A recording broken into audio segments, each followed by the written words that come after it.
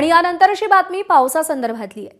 पुण्यातल्या घाटमाथ्यावर सुरू असलेल्या मुसळधार पावसामुळे खडकवासला धरणातील विसर्ग आता टप्प्याटप्प्याने वाढवला जातोय आणि त्यामुळे नदीपात्रातले रस्ते बंद करण्यात आलेत। सध्या खडकवासला धरणातून 27,000 क्युसेकने विसर्ग सुरू करण्यात आलाय। मात्र खडकवासला धरणातून विसर्ग वाढवण्यात येणार असल्याची माहितीही देण्यात आलेली आहे।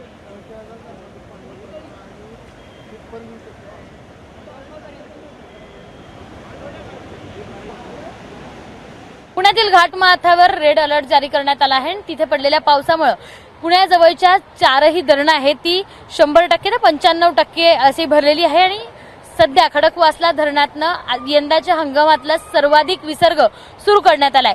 सध्या 27,000 क्युसेकनं हा विसर्ग सुरू आहे आणि त्यामुळे टप्प्याटप्प्याने शहराकडे हे पाणी वाहत येत आहे। मी सध्या पुण्यातल्या भिडे पुलावर आहे, जो भिडे पूल कायम पाण्याखाली जातो। यंदा देखील हा भिडे पूल पाण्याखाली गेल्याचं पाहायला मिळतंय। नदीपात्राचे आजूबाजूचे जे रस्ते आहे ते देखील बंद करण्यात आले आहे।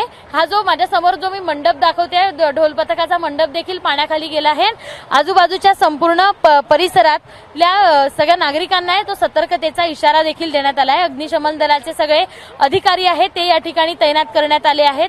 सोबतच पोलीस प्रशासन देखील या ठिकाणी तैनात करण्यात आले। इथल्या ज्या गाड्या होत्या त्या काही वेळापूर्वी काढण्यासाठी सांगण्यात आलंय, मात्र एक गाडी काही वेळापूर्वी वाहून गेल्याचं देखील इथले सगळे जे नागरिक आहेत ते सांगतायत। बघितलं तर 35,000 क्युसेकनं हा पाण्याचा विसर्ग आहे तो वाढवण्याची शक्यता आहे आणि त्यामुळेच आजूबाजूच्या परिसराला असू देत किंवा आजूबाजूच्या गावांना सध्या सतर्कतेचा इशारा देण्यात आलाय। मात्र नदीपात्राचे हे दोन्ही कडचे जे रस्ते आहे ते सध्या पोलीस प्रशासनाकडून आणि अग्निशमन दलाकडनं बंद करण्यात आले आहेत।